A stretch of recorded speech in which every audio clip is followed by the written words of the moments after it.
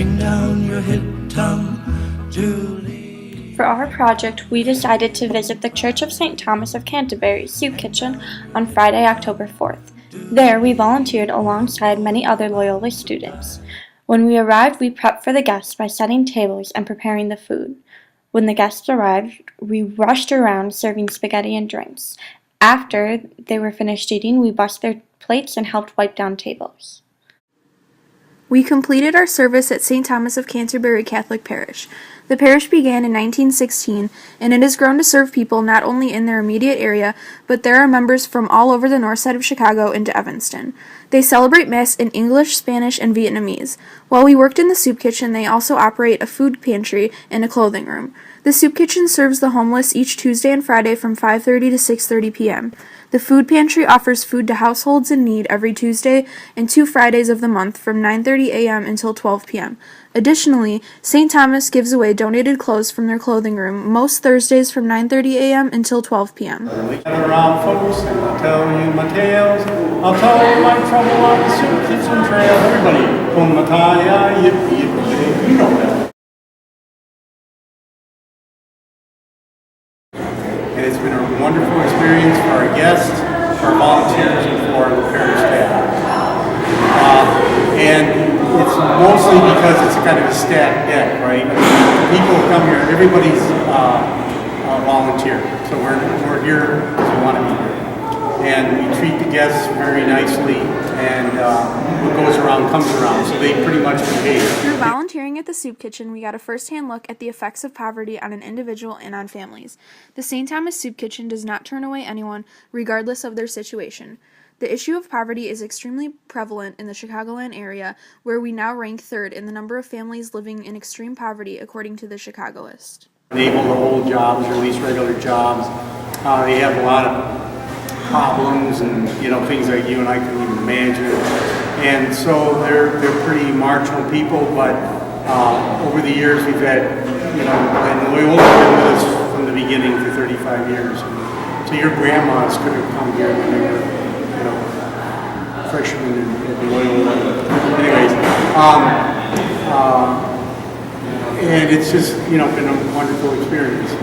And so, if your motivation was here to help people out who need help, you're going to do that tonight, and that's fine. That's all the motivation you need, right? If your motivation was to help people have a little more pleasant life than they would have without you being here, that's going to be the case too. The first value that ties into service work is service that promotes justice. Cura personalis, care for the whole person, and homonis pro alias, people caring for others. Because showing compassion for others is what we should strive for to help better ourselves as persons and to help our brothers and sisters in need. This is exactly what service work allows us to do. The second value that ties into service work is faith in God and the religious experience. Because through service work, we see the children of God who need help, and we can answer that call to provide essential needs. It really is a religious experience, doing service work, because we find not only ourselves and better our faith, but we also connect on a deeper level. So, Giovanna, what did you expect when we were going to the soup kitchen? Well, I expected to be actually serving soup, opposed to the pasta that we served. But I expected it to be more, not at necessarily like a church, but more at like a shelter, like a hall or some kind of, like typical soup or serving place. So that was different. I didn't expect as many people. There were a lot more people than I expected, and a lot more food than I expected too. So that was really nice to see. Mm-hmm. Were you surprised by any of the people that came in? Definitely. There were some that looked a lot just like everyday, like people like you or I, like at college actually, like a lot of younger people too. So it was really interesting to see that. Like you really just don't know like who is in poverty and who isn't. So it's kind of hard to judge people, which you shouldn't do. So it kind of taught me that lesson. Becky, what were you expecting when you went to the soup kitchen? Well, when I went to St. Thomas, I wasn't really expecting to be serving the soup to the people. I was more expecting to be in the kitchen in the back, preparing stuff and cleaning up and stuff like that. But we were actually there when they were there. We were serving them and we were interacting with them. and it was really cool to see them there and see them like in their environment, and yeah. Cool. Thank you. So what was your experience at the soup kitchen like? Well, every time I do community service, it's always a different experience, and this time was no exception. Every time I go to the soup kitchen, I always find it to be gratifying and eye-opening and moving. It always helps me like come back down to earth from like my little college privileged little bubble and realize that there are other people in the world who need to go to soup kitchens every day to get food, and I just have to like walk down the stairs and go to Damon and grab a meal. One of like my family's mantras is what I take for granted someone else is praying for every day, and I think that really resonates, especially in the soup kitchen when you see these people who are wearing old hand-me-downs, they're hungry, they can't shower every day, and when I wake up I don't think about it. So I think, yeah, for me, my experience was eye-opening and gratifying.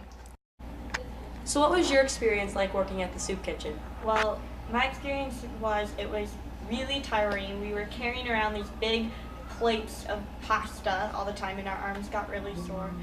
But also, everyone was very, very polite to each other. It was a lot of please and thank yous, and you just saw all the human kindness that's in the world, and even though these people may not have a lot, they were still nice to us just as we were nice to them. So that was the big thing that I took away from it. Both Loyola Coalition for the Homeless and Loyola Lift address issues of homelessness and poverty in Chicago. Loyola Coalition for the Homeless is a united group of students on campus that works alongside with Chicago Coalition for the Homeless on various systematic issues regarding homelessness through solidarity and advocacy. Loyola's Lift goal is to lift people out of poverty for good. Their mission is to help community members achieve economic stability and well-being. They are working to establish a new standard for holistic and enduring solutions in our country's fight against poverty. Other students can get involved in many ways. Firstly, to get involved in the soup kitchen, all you have to do is come to the second floor of Damon Tuesday or Friday at 3:40, and you will be able to go as a small group to help take part in the setting up, preparing, and serving of a meal to the less fortunate. There is no commitment basis for this and is open to all. Other ways to get involved in community service is to go to the second floor of Damon to the Center for Community Service and Action office and ask about some really great opportunities and organizations in Chicago. Also, many of the clubs Loyola offers is devoted to taking part in service work, along with Rambler Link, which houses listings of service opportunities for Loyola students. And lastly, Take Action and Chicago Cares are two organizations which help connect with people with various service opportunities. Hang down your head, Tom, Julie, hang down your head and cry. Hang down your head, Tom,